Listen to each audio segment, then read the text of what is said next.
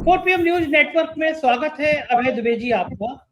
अखबारों में राहुल गांधी का एक लेख छपा और उस लेख ने पूरे भारत की राजनीति में तूफान मचा दिया। लेख लिखा था कि भारत के उद्योगपति डरे हुए हैं, उनको डराया जा रहा है। ईस्ट इंडिया कंपनी का भी जिक्र था और ये था कि उद्योगपतियों को समान अवसर नहीं मिल रहे। राहुल गांधी अपनी लगातार चुनावी सभाओं में, चुनावी रैलियों में, हर मंच पर अंबानी और अडानी का नाम लेते हैं और कहते हैं कि इन दो उद्योगपतियों के लिए सरकार बिछ गई है, इन दो उद्योगपतियों के लिए कुछ भी कर सकती है। लेकिन इस लेख में शायद इन दोनों का तो जिक्र तो नहीं है, लेकिन ये है लिखा है कि भारत में उद्योगों को समान अवसर नहीं दिए जा रहे हैं। ईस्ट इंडिया कंपनी के जैसी बातें की गई हैं और बीजेपी के तमाम बड़े नेता एकदम तिलमिला गए हैं राहुल गांधी के इस लेख से। उनको लगता है कि अखबारों ने इतनी हिम्मत कर कैसे दी कि राहुल गांधी का लेख छाप दिया। शायद दैनिक जागरण में भी छाप दिया। मतलब मुझे तो हैरानी है कि दैनिक जागरण की इतनी हिम्मत पड़ गई कि वो राहुल गांधी का लेख छाप रहे हैं। लेकिन उद्योग जगत के कुछ बड़े लोगों से मेरी बात हुई, उन्होंने स्वागत किया कि कम से कम हम लोग नहीं कह पा रहे ये बात कि बड़े बड़े उद्योगपतियों को डराया जा रहा है। लेकिन राहुल गांधी ने अपने लेख पे हल्दीराम से लेकर लेंस कार्ड और सब तमाम उद्योगों का जिक्र किया कि ये लोग कितने अच्छे तरीके से स्टेब्लिश हुए, आज ये डरे हुए हैं। राहुल गांधी के इस लेख में ऐसा कुछ भी नहीं था जैसे बीजेपी तिलमिलाती। लेकिन क्या लगता है कि आपको चोट सही जगह कर दी राहुल गांधी ने? आप इस लेख का क्या अर्थ निकालते हैं और बीजेपी इतनी क्यों डर गई है?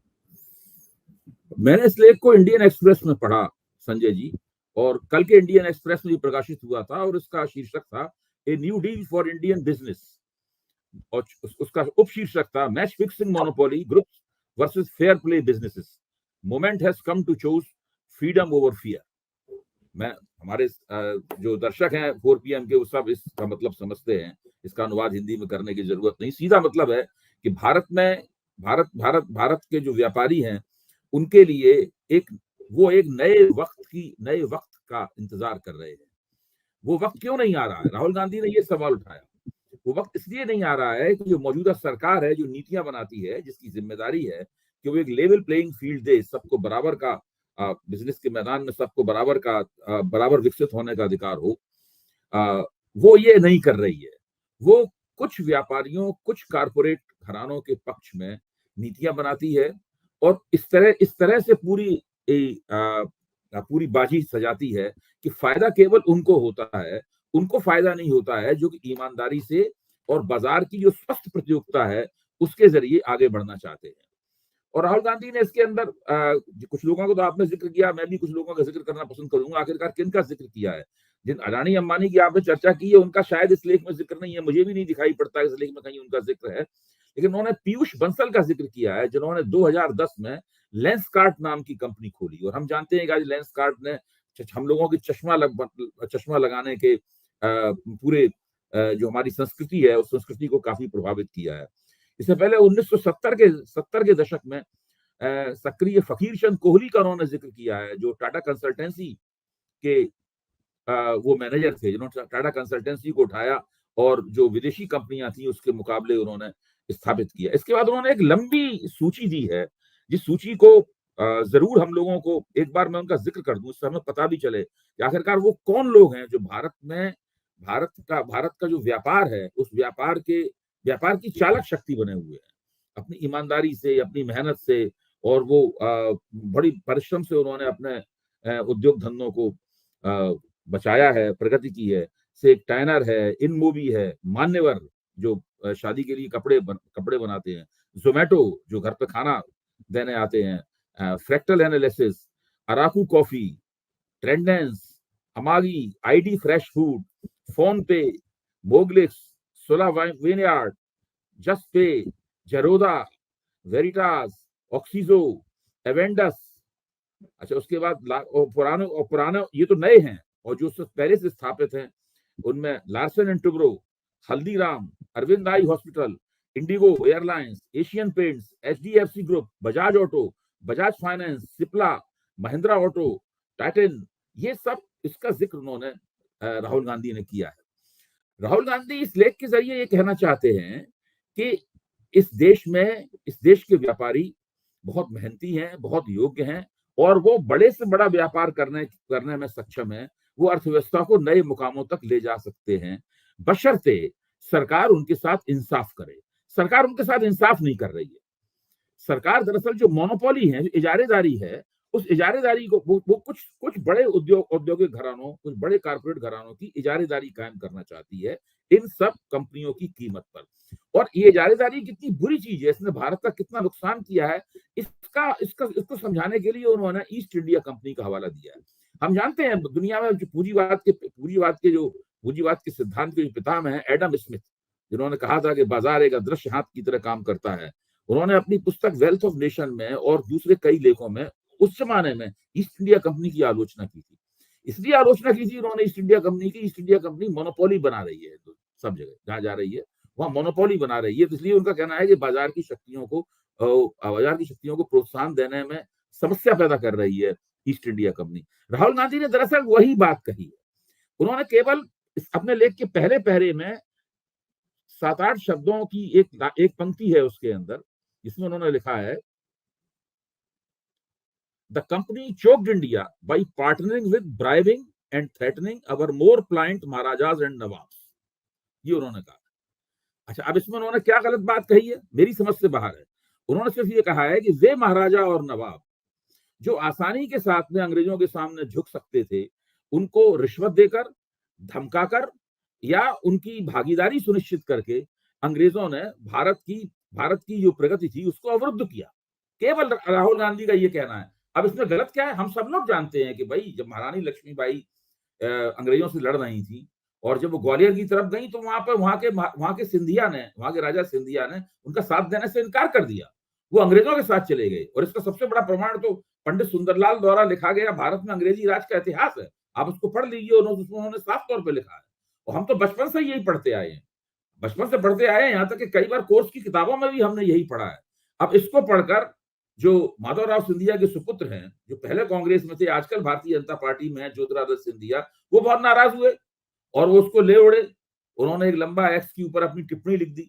उसके बाद वो राजस्थान की जो दिया कुमारी जी हैं, राजघराने की हैं, वो बोली कि जब भारत का एकीकरण हो रहा था उस वक्त महाराजाओं ने बड़ा योगदान किया। तो राहुल गांधी ने उस वक्त का जिक्र ही नहीं किया है, इसमें ईस्ट इंडिया कंपनी के जमाने का जिक्र किया है। भारत का एकीकरण तो 1947 आजादी मिलने के बाद हुआ है, वो तो 19वीं सदी का जिक्र कर रहे हैं। तो ये जो जिस तरह से भारतीय जनता पार्टी ने इस पूरे मसले को डिरेल करने की कोशिश की है, जिसको डाइवर्जरी टैक्टिक्स कहते हैं, राहुल गांधी का जो आरोप है, चूंकि वो इस सरकार के मर्म पर प्रहार कर रहा है और वो बात कह रहा है जिसको देश के बड़े बड़े पूंजीपति नहीं कह पाते हैं सरकार के डर से, वो राहुल गांधी वो बात कह रहे हैं। और इसको बड़े बड़े लोग कह रहे हैं। अब आप देखिए, नरेंद्र मोदी सरकार के ही जो मुख्य आर्थिक सलाहकार थे अरविंद सुब्रमण्यम ने एक नहीं दो लेख लिखकर एक दूसरे अन्य लेखक के साथ उन्होंने लिखा है कि जो भारत की अर्थव्यवस्था है वो 2A डिस्टॉर्शंस की शिकार है। एक ए से अंबानी कहते हैं, दूसरे ए से अदानी कहते हैं। ये अरविंद सुब्रमण्यम कह रहे हैं। उसके बाद अभी रिजर्व बैंक के पूर्व डिप्टी गवर्नर विरल आचार्य ने एक लेख लिखा है। इसमें लिखा है कि भारत में जो महंगाई बढ़ रही है वो देश के 5 बड़े पूंजीपति जो हैं उनको सरकार द्वारा दिए गए विशेष प्रोत्साहन के कारण बढ़ रही है, क्योंकि सरकार ने उन्हें मौका दिया है कि वो प्राइसेस, दामों को अपनी तरीके से निर्धारित कर सकें। उसमें उन्होंने 5 बड़े पूंजीपति घरानों का जिक्र किया है, अंबानी का, अदानी का, भारती एयरटेल का, टाटा का और आदित्य बिरला ग्रुप का। ये उन्होंने जिक्र किया है कि ये 5 नेशनल चैंपियन बन गए हैं और इनके जरिए सरकार इनको लगातार प्रोत्साहित कर रही है और उस प्रक्रिया में देश में महंगाई बढ़ रही है और महंगाई नियंत्रण में नहीं आ पा रही है। तो पूरे आर्थिक दुनिया में ये बहस चल रही है। राहुल गांधी का लेख इस बहस के अंदर एक योगदान है। इस बात को समझ, राहुल गांधी का लेख इस बहस के अंदर योगदान है और भारतीय जनता पार्टी इसको भटकाने के लिए और भ्रम पैदा करने के लिए इस प्रकार के वक्तव्य देकर कि उन्होंने राजघरानों का अपमान किया है, राजघरानों के खिलाफ बोल दिया है। अब स्मृति ईरानी को भी मंच पे आने का मौका मिल गया, बेचारी नेपथ्य में पड़ी हुई थी पीछे। अब वो कह रही हैं उनको नहीं पता है कि महारानी झांसी का योगदान क्या था, उन्हें नहीं पता है कि राजाओं का योगदान क्या था। इस प्रकार की बातें कर रही हैं, जबकि राहुल गांधी ने तो उस बात का जिक्र ही नहीं किया। ये इस लेख का विषय ही नहीं है। अगर भारतीय जनता पार्टी को वास्तव में इस लेख के ऊपर कोई सही टिप्पणी करनी है तो इस लेख का जो केंद्रीय विषय है, जो राहुल गांधी ने कहा है कि सरकार व्यापारियों को लेवल प्लेइंग फील्ड नहीं दे रही है और जानबूझकर इजारेदारी को प्रोत्साहन दे रही है, इसका जवाब सरकार की तरफ से आना चाहिए। वित्त मंत्रालय की तरफ से आना चाहिए, वाणिज्य मंत्रालय की तरफ से आना चाहिए, न हो तो रिजर्व बैंक की तरफ से ये जवाब आना चाहिए। ये सबसे महत्वपूर्ण बात है। इसीलिए इसको लेकर बहुत ज्यादा भारतीय जनता पार्टी को लगा कि उसके ऊपर आघात कर दिया गया है, और उन्होंने कहा क्योंकि इसके ऊपर बहस नहीं कर सकते, इसलिए इस तरह की बातें की जा रही। बिल्कुल ठीक बात है। और मेरे लिए तो हैरानी थी, जैसे मैंने पहले भी कहा कि लेख छप गया अखबारों में तो रिएक्शन होना ही था कि राहुल गांधी की जिस तरह से बात आगे बढ़ रही है ये भी बीजेपी को बहुत परेशान कर रही होगी। महाराष्ट्र में भी मैं देख रहा हूँ कि मुंबई में आया हुआ हूँ और मुंबई के 4 PM ऑफिस में शुरुआत हुई है। ये पहला लाइव आपके साथ ही कर रहा हूँ। तो उसमें महाराष्ट्र में मैं देख रहा हूँ कि बीजेपी की परेशानी ये है कि इनके आपस के नेताओं की चीजें बिगड़ी होंगी। नवाब मलिक को लेकर कितना हंगामा चल रहा है। अजीत पवार फडणवीस ने कहा कि हम शिंदे गुट का प्रत्याशी खड़ा करके नवाब मलिक के खिलाफ उसको समर्थन कर देंगे। अजीत पवार ने कह दिया नवाब मलिक के खिलाफ कोई आरोप तय नहीं हुआ है। कहा तो बीजेपी नवाब मलिक को दाऊद का आदमी और ये सब कह रहे थे, आज उन्हीं का डिप्टी सीएम नवाब मलिक के सपोर्ट में खड़ा है। यानी भारतीय जनता पार्टी की सरकार का, गठबंधन की सरकार का एक व्यक्ति नवाब मलिक के खुलेआम समर्थन में खड़ा है, टिकट दे दिया। अब कहाँ नैतिकता रह गई, अब कहाँ बड़ी बड़ी बातें रह गई। और दाऊद इब्राहिम और पाकिस्तान, बीजेपी को समझ नहीं आता कि जनता भी तो ये सवाल पूछेगी। जैसे मोदी जी आए, उन्होंने कहा 70,000 करोड़ के घोटाले का आरोपी, मोदी की गारंटी है जेल में जाएगा, अब वो डिप्टी सीएम बन गया। तो बीजेपी की वॉशिंग मशीन में एक से एक करप्ट आदमी आते हैं, साफ होके चले जाते हैं। लेकिन महाराष्ट्र में नवाब मलिक का मुद्दा बहुत ज्यादा चर्चा का विषय बन गया। बीजेपी के लिए बैकफुट पे लाने की स्थिति बन रही है। क्या लग रहा है आपको महाराष्ट्र में इस मुद्दे से कैसे निपटेगी बीजेपी? देखिए, नवाब मलिक की जो आपने बात कही उससे मैं सहमत हूँ। नवाब मलिक के मसले पर वहां काफी भ्रम का माहौल है। इन लोगों की समझ में नहीं आ रही है कि नवाब मलिक की प्रत्याशी की जो उम्मीदवारी है उसका विरोध कैसे करें। भाई, नवाब मलिक का कहना है कि मैं महायुति का उम्मीदवार नहीं हूं, मैं अपनी पार्टी का उम्मीदवार हूं, और उनकी पार्टी कह रही है कि हाँ ये हमारे उम्मीदवार हैं। उनकी पार्टी अजित पवार की राष्ट्रवादी कांग्रेस है, वो कह रही है कि ये हमारे उम्मीदवार हैं। अब सवाल ये है कि बाकी दोनों घटक जो हैं, शिंदे की शिवसेना और भारतीय जनता पार्टी, इसका क्या करेंगे, ये अभी तक उनकी समझ में नहीं। उन्होंने कहा कि हम भाई इनका समर्थन नहीं करेंगे। आप इनका समर्थन नहीं करेंगे तो क्या करेंगे? क्या इनके खिलाफ उम्मीदवार खड़ा करेंगे? किस तरीके से आप नवाब मलिक वाली समस्या से निपटेंगे, इसके बारे में अभी तक नहीं पता है। दूसरे, शिंदे की शिवसेना को और अजित पवार की राष्ट्रवादी कांग्रेस को यह नहीं पता है कि भारतीय जनता पार्टी ने जो तिकड़म की है उस तिकड़म का मुकाबला वो कैसे करेंगे। भारतीय जनता पार्टी ने तो चुनाव से पहले ही तकरीबन ये साफ कर दिया है कि चुनाव के बाद सरकार में अगर महायुति की सरकार बनती है तो इन दोनों नेताओं की सरकार में क्या हैसियत होगी, ये पहले ही साफ कर दिया। देखिए, सरकार तो भारतीय जनता पार्टी महायुति की तभी बनेगी, या भारतीय जनता पार्टी की आप कह सकते हैं, तभी सरकार बनेगी जबकि कम से कम भारतीय जनता पार्टी जितनी सीटें लड़ रही है उसमें 60% का स्ट्राइक रेट लाए। अब वो लड़ रही है 151 सीटें, यानी 90 सीटें जीतनी है, 151 में से 90 जीतनी है। चालाकी पूर्वक दोनों अपने गठबंधन की पार्टियों में अपने 15 उम्मीदवार उन्होंने घुसेड़ दिए हैं पीछे के दरवाजे से। जो लड़ रहे हैं उनके चुनाव चिन्ह पर हैं वो भारतीय जनता पार्टी के उम्मीदवार, सब लोग जानते हैं, अखबारों में नाम छप चुके हैं। अच्छा, अब ये लोग मजबूर हैं, भारतीय जनता पार्टी से इतने दबे हुए हैं, अमित शाह ने इतना धमकाया है इनको आके वहां पर कि वो इतने दबे हुए हैं, कुछ कह नहीं सकते। भारतीय जनता पार्टी के उम्मीदवारों को अपने टिकटों पर लड़वा रहे हैं ये लोग।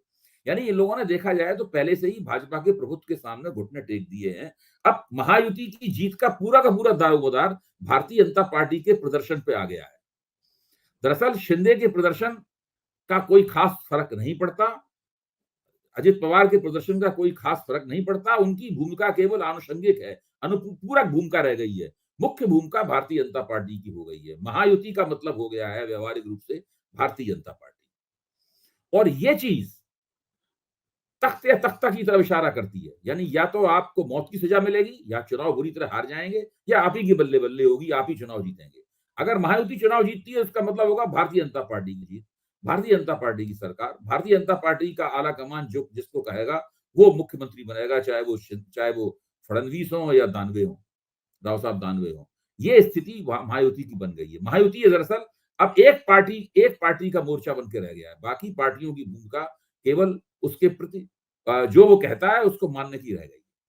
इसके मुकाबले अगर आप महाविकास अघाड़ी पे गौर करें तो वहां की परिस्थिति भिन्न किस्म की है। वहां पर सीटों का बंटवारा अधिक न्यायपूर्ण है और मुख्यमंत्री के पद को लेकर आपस में कोई विवाद नहीं है। बाकी कम से कम दोनों ही मोर्चों को 50 से कुछ ज्यादा बागियों का सामना भी करना पड़ रहा है और ये बागी मजबूत किस्म के बागी है और वो दोनों जगह इधर भी पाले के दोनों तरफ ये बागी अगर अच्छे वोट उन्होंने पाए तो वो जिसके जिसके खिलाफ लड़ रहे हैं उसको नुकसान पहुंचाएंगे और वो चुनावी नतीजों को प्रभावित करेंगे। ये महाराष्ट्र के चुनाव की अभी फिलहाल स्थिति है। इस बीच में एक बड़ी बात यह भी है कि बीजेपी के राष्ट्रीय अध्यक्ष का चुनाव होना ही सब भूल गए। राष्ट्रीय अध्यक्ष जेपी नड्डा जी टैक्सेशन पे चले जा रहे हैं। संजय जोशी का नाम बहुत तेजी से चला था, शिवराज सिंह चौहान का नाम चला था। क्या लग रहा है कि संघ अभी भी कंफर्ट जोन में नहीं आ पाया है? संघ अभी भी तय नहीं कर पाया है कि कौन राष्ट्रीय अध्यक्ष बने, या मोदी जी और अमित शाह बिल्कुल नहीं तय कर पा रहे हैं कि बनाया किसको जाए? तो आपको क्या लगता है बीजेपी का राष्ट्रीय अध्यक्ष का मुद्दा कितने दिन तक खींच लेंगे ये? क्योंकि अब तक तो बन जाना चाहिए। क्या लग रहा है, क्या मुझे ही लग रहा है कि संघ ने इस विषय में अपने रवैये को थोड़ा सा बदला है। मेरा अंदाजा ये है और वो ये है कि संघ चाहता है कि जो चुनाव हो रहे हैं इन चुनावों से राष्ट्रीय अध्यक्ष को लेकर जो विवाद है भाजपा और संघ में, उस विवाद से चुनाव न जुड़ पाए। मेरे ख्याल से तो न केवल अभी बल्कि दिल्ली का भी चुनाव हो जाएगा, ऐसा मुझे लगता है। तो दिल्ली का चुनाव बहुत दूर नहीं है, नवंबर चल रहा है, दिसंबर पार होते ही जनवरी में दिल्ली के चुनाव की धुंधुमी बच जाएगी और फरवरी में दिल्ली में वोट पड़ने हैं।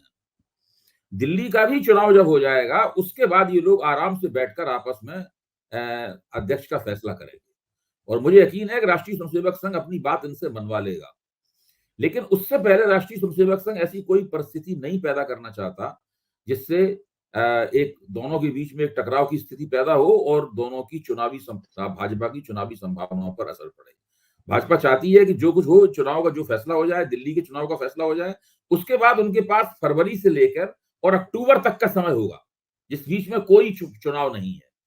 अक्टूबर नवंबर में जाके फिर बिहार के चुनाव होंगे, वो महत्वपूर्ण। इस बीच में ये लोग जो अपने संगठन संबंधी विवाद हैं इन विवादों का फैसला करेंगे, ऐसा मुझे लगता है। इसीलिए इस चीज को टाला जा रहा है और इस चक्कर में जो आपके नड्डा साहब हैं उनको बड़ा मौका मिल गया है अध्यक्ष बने रहने का। ये बात ठीक है, लेकिन लोग कह रहे हैं कि हरियाणा के नतीजों ने मोदी जी के अंदर थोड़ा कॉन्फिडेंस बढ़ा दिया और धीरे संघ थोड़ा प्रभावित नहीं है।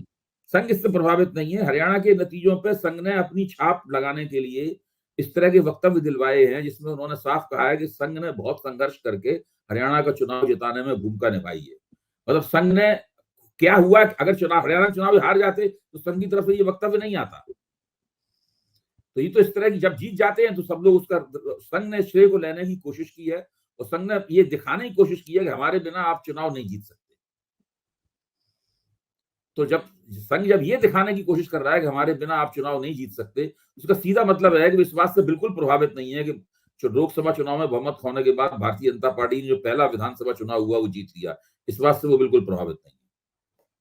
मतलब मोदी जी की जो डॉन वाली इमेज है उससे वो प्रभावित नहीं है कि मोदी जी मोदी जी का तो पूरा मामला काफी ठंडे किस्म का है। अब वो पुराने वाले मोदी जी रहे नहीं, मुझे तो बिल्कुल पक्का यकीन है। वैसे उस तरह की कोई बात भी नहीं कहते घूमते, उस तरह का आत्मविश्वास भी उनमें नहीं झलकता। हरियाणा चुनाव से भी वो आत्मविश्वास नहीं प्राप्त हुआ है।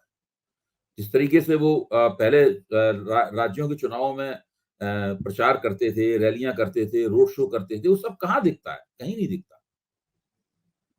ये जो कॉन्फिडेंस जो है मोदी जी का थोड़ा कम हो जाना, ये अमित शाह के और उनके रिश्ते में भी कुछ असर डाल सकता है? देखिए, इसमें बहुत अफवाहें हैं और पता नहीं क्यों उन अफवाहों का शमन नहीं किया जा रहा है। बहुत ज्यादा अफवाहें चल रही। कुछ अफवाहें तो बिल्कुल इस तरह से कहती हैं कि जिसका हम लोग जिक्र भी कर चुके हैं 4 PM के मंच पर, कि मोदी जी ने एक तरह से अमित शाह के लिए राष्ट्रीय राजनीति पूरी छोड़ दी है और खुद वो अपने आप को विदेश नीति में उन्होंने रमा लिया है। वो सब कुछ वहीं की बात कर, वही यात्राएं कर रहे हैं, वहीं उसी संदर्भ में उनका नाम भी आता है, बाकी किसी संदर्भ में उनका नाम नहीं आता। एक आध भाषण में कांग्रेस को वो गरिया देते हैं बस, और कुछ मुसलमान विरोधी बात बोल देते हैं। इसके अलावा कुछ मोदी जी कर करा नहीं रहे हैं। उन्होंने राष्ट्रीय राजनीति सब अमित शाह के हाथों छोड़। एक तो ये बात है। एक दूसरी बात ये भी आ रही है कि अमित शाह ही न केवल चुनाव की रणनीति तय करते हैं, बल्कि काफी लंबे अरसे से अमित शाह ही तय कर रहे हैं कि कौन मुख्यमंत्री बनेगा, कौन नहीं बनेगा, किसको उठाना है, किसको गिराना है। तो वो एक डिफेक्टो प्राइम मिनिस्टर, यानी डिजूरी प्राइम मिनिस्टर, कानूनी दृष्टि से तो प्रधानमंत्री नरेंद्र मोदी हैं, लेकिन व्यवहारिक रूप से प्रधानमंत्री पद का सारा कामकाज अमित शाह देख रहे हैं राष्ट्रीय राजनीति के संदर्भ में। ऐसी स्थिति है, और इस स्थिति से भारतीय जनता पार्टी में और राष्ट्रीय स्वयंसेवक संघ दोनों में बेचैनी भी है। इस बात की चर्चाएं भी हो रही हैं। अब ये बातें कहां तक जाएंगी, कैसे जाएंगी, कब तक इसी तरीके से होता रहेगा, ये कोई कुछ नहीं कह सकता। हाँ, ये आपको क्या लगता है? आप भी कुछ इनपुट दीजिए। मुझे मेरे सोर्स ये बता रहे हैं, ये चर्चा चल रही है कि अमित शाह को इतना जब बढ़त देंगे, उसका नतीजा है कि योगी आदित्यनाथ ने भी तेवर थोड़े टेढ़े किए। यूपी में डीजीपी के चयन को लेकर जिस तरह उन्होंने नियमावली बना ली और ये प्रस्ताव पारित करा लिया, वो योगी का संकेत है कि अगर आप अमित शाह को आगे बढ़ाओगे तो मैं बहुत ज्यादा दबने वाला नहीं हूँ। और लोग जो कह रहे हैं वो कह रहे हैं मोदी जी बड़ा असमंजस में है, क्योंकि योगी के जो तेवर हैं, योगी के और अमित शाह के रिश्ते क्या हैं, किसी से छुपे नहीं है। लेकिन अमित शाह को इतनी ताकत देने के बाद पार्टी के अंदर और संघ के अंदर क्या अमित शाह का उतना रुतबा रह पाएगा? कुछ लोग बता रहे हैं अमित शाह ने संघ को भी मैनेज करने। बात को अगर हम समझना चाहें तो हम ये समझ सकते हैं कि उत्तर प्रदेश इस पूरे रणनीतिक नजारे में भारतीय जनता पार्टी के लिए एक अपवाद बन गया। उत्तर प्रदेश एक अपवाद बन गया है। अमित शाह जिस तरीके से देश के दूसरे राज्यों में और केंद्र में सब जगह राजनीति को प्रभावित कर रहे हैं, नियंत्रित कर रहे हैं, बिल्कुल कठपुतली की तरह सबको नचा रहे हैं, वैसी स्थिति उत्तर प्रदेश में नहीं है। उत्तर प्रदेश में उनके दोनों मुंह लगे जो उप मुख्यमंत्री हैं, वो दोनों तो अभी भी निजी बातचीत में कहते हैं कि भाई योगी को हटाया जाएगा। वहां से तो यही बात कही जा रही है, लेकिन साथ में वो ये भी कहते हैं कि लेकिन इस काम में बहुत देर हो रही है, साथ में वो ये भी कहते हैं। पर इससे हम लोग कुछ अंदाजे लगा सकते हैं। उत्तर प्रदेश के पत्रकारों से आप बातचीत करें अंदर खाने, तो सब यही कहते हैं हटाया तो जाएगा योगी को। तो पूछता हूँ कब हटाया जाएगा? भाई कोई इसकी सीमा होती है ना, ये नहीं पता कब हटाया जाएगा, हटाया जाएगा। दूसरी बात बिल्कुल ठीक है, और मैंने तो बहुत कंफर्म करने की स्थिति में आया था मैं कि इन रिश्तों के पीछे कहानी क्या है। जो योगी कैंप के लोग हैं, मतलब मेरे काफी अच्छे लोगों से संबंध है भी, उनसे व्यक्तिगत बातचीत में कहते हैं, वो नाम कोड मत करना, वो कहते हैं कि योगी जी जानते हैं कि अगर अमित शाह के हाथ में कमान चलेगी तो मैं कहीं का नहीं रहूंगा।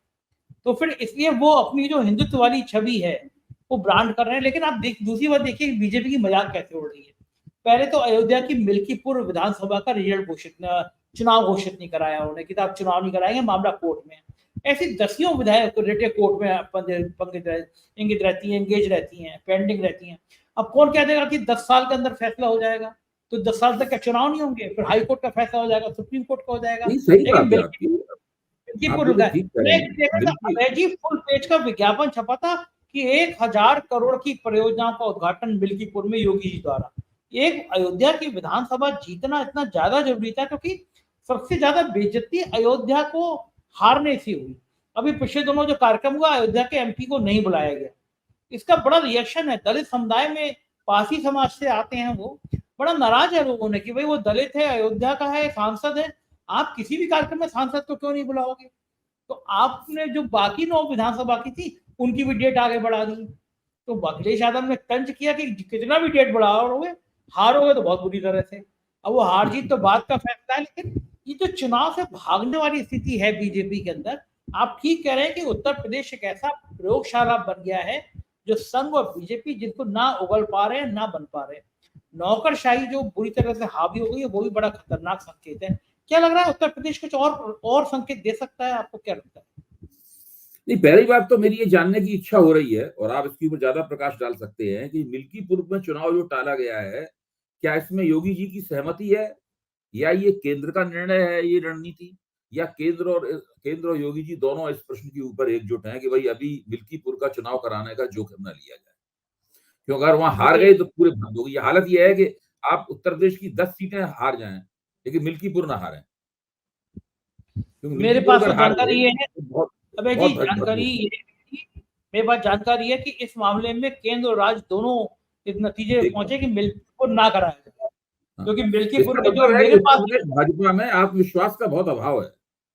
अभाव है, असल में भाई एक झटका बहुत सरकार जो 7 साल से ऊपर हो गई सरकार हुए, वो इतनी तगड़ी सरकार माना जाता है, एक मुख्यमंत्री जो सारे देश में घूम-घूम कर मुसलमानों को गाली देता है और लगातार धमकी की भाषा बोलता है, वो एक निर्वाचन क्षेत्र में हार से इतना डरा हुआ है। और एक गृह मंत्री जो पता नहीं देश का प्रधानमंत्री बनना चाहता है, जल्दी ही बनना चाहता है, देर नहीं लगाना चाहता है इसमें। वो चाहता है साल 2 साल में प्रधानमंत्री बन जाए 2029 आने से पहले। क्योंकि 2029 में उनके नाम पे चुनाव हुआ तो पता नहीं क्या होगा, कौन जीतेगा, कौन हारेगा, कोई गारंटी नहीं है। तो ऐसी स्थिति में इतने आत्मविश्वास का अभाव क्यों है? एक एक विधानसभा निर्वाचन क्षेत्र के लिए इतना ज्यादा बचाव की मुद्रा में आना, ये अपने आप में आश्चर्य पैदा करता है कि ये जो पार्टी इतनी शक्तिशाली, निश्चित रूप से भाजपा बहुत शक्तिशाली पार्टी है। अभी भी उत्तर प्रदेश में लोकसभा चुनाव में इतनी बड़ी पराजय के बावजूद भी कोई ये नहीं कह सकता कि भाजपा उत्तर प्रदेश में कमजोर है। भाजपा सारे देश में एक शक्तिशाली पार्टी है। फिर इतना आत्मविश्वास का अभाव क्या कहता है? देखो ठीक बात है, यूपी की राजनीति बहुत बड़े संकेत लाती है। निगाह बनी रहेगी, हम लोग चर्चा करते रहेंगे। बहुत बहुत शुक्रिया अभय जी, आपने इतना समय दिया, थैंक यू। तो ये थे अभय दुबे जी, और मुझको यकीन है बातचीत पसंद आई होगी। अपना प्यार बनाए रखिएगा। 4PM महाराष्ट्र पे महाराष्ट्र के चुनाव की खबरें जरूर देखते रहिएगा। 4PM महाराष्ट्र को सब्सक्राइब कर लीजिएगा, बहुत बढ़िया खबरें आपको यहाँ से मिलती रहेंगी। शुक्रिया, थैंक यू।